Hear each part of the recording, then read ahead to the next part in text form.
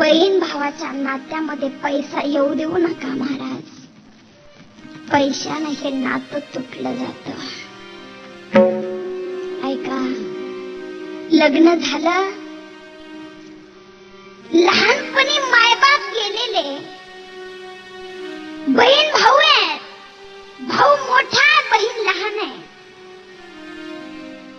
कशी तरी 10वी वहिनीची झालेली आहे. भाऊ काम करतोय, शाळा शिकतोय. 10वी झाली, लग्न करून देणं गरजेचं आहे. कुणीतरी सांगितलं अमकामकं स्थळ आहे, मुलाला शेती नाहीये पण पोरगा चांगलंय. भाऊ म्हणायचा नको, त्याची नोकरी गेली तर माझी ताई काय करेल. पण हीच ताई म्हणते दादा, अरे नोकरीवाला शोधायचा म्हटल्यानंतर हुंडा द्यावा लागेल, पैसा द्यावा लागेल. एवढे आपण श्रीमंत नाही, काही हरकत नाही, मी ऍडजस्ट करेन. भावाच्या सुखाकरता बहिणीने त्या मुलासोबत लग्न केलं महाराज. लग्न करून दिला. इकडे भाऊ मुंबई सारख्या शहरामध्ये गेला आणि त्याचं प्रारब्ध बदललं. शिकतोय, काम करतोय, शाळा शिकतोय. असं करत करत करत त्याला चांगली नोकरी लागली. इकडे हिच्या लग्नाला 2-3 वर्षाचा कालावधी निघून गेला. तिला एक मुलगा झाला, चांगलं चाललेलं होतं. भावाचं लग्न झालं. भाऊ आता हळूहळू हळूहळू श्रीमंत होत होता. भाऊ श्रीमंत झाला. तिच्या लग्नाला 5 वर्ष झाले महाराज. भाऊबीजेचा सण आहे. भाऊबीजेचा दिवस उजडला. आमचं महिला मंडळ बर का, पुरुष वर्ग, इथून घरी गेल्यानंतर एक वाक्य माझं व्यवस्थित ऐका.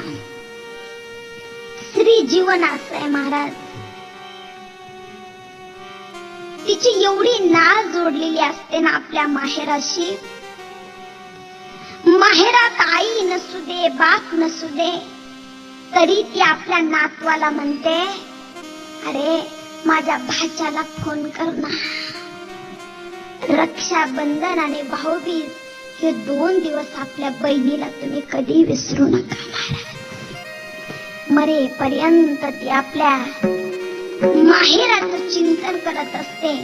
एरवी तुम्ही फोन नाही केला काही वाटत नाही, पण ते 2 दिवस तिच्या जीवनामध्ये खूप भयानक असतात. कारण ती लेक आहे ना महाराज.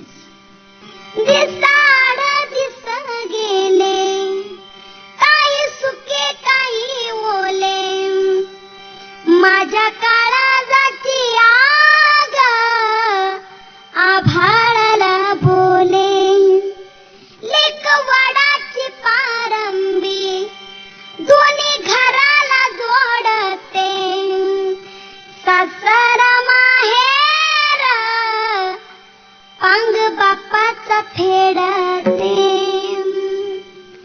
जेव्हा बापाला कळाले त्याचे हृदय जळाले, तिचा गळा धरून त्यानं ठिपूस गाळले.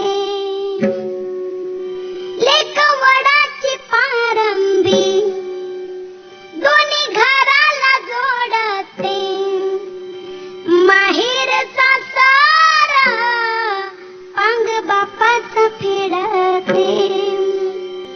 आणि आता मात्र तिला सकाळ झालेली आहे. पटकन तिनं आवरलेलं आहे. तिला असं वाटलं खूप दिवस झालं दादाचा फोन नाही, आज भाऊबीज आहे, आज माझा दादा मला न्यायला येईल, मला फोन करेल, मी माझ्या दादाला खूप दिवसानं भेटायला जाणार आहे. ऐका महिला मंडळ, व्यवस्थित ऐका. हिच्या सगळ्या मैत्रिणी रोडच्या कडेला घर आहे.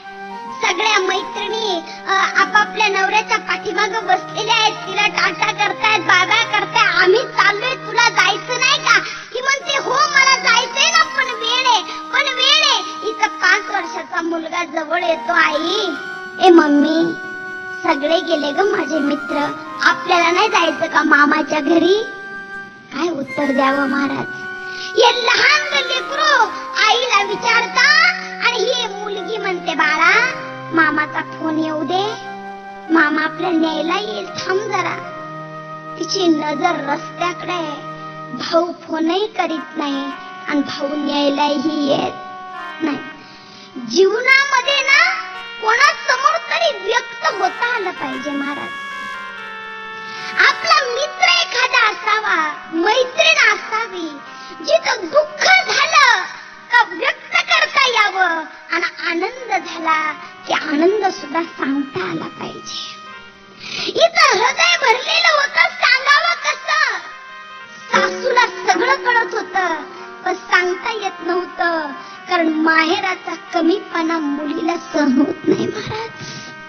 कसे असू दे, अरे ज्यावेळेला तिला बोलते ना सासू, ती काही म्हणत नाही, पण ज्यावेळेला सासू म्हणेल तुझ्या आईनं तुला हे शिकवलं का, ती म्हणते सासूबाई काय बोलायचं ते मला बोला, माझ्या आईला बोलायचं. संध्याकाळी दिवस मावळायला गेला पुरुष वर्ग. दिवस मावळला, दादा आला नाही, फोन आला नाही. वारंवार मोबाईल पोरगी बघते पण फोन नाही आलेला.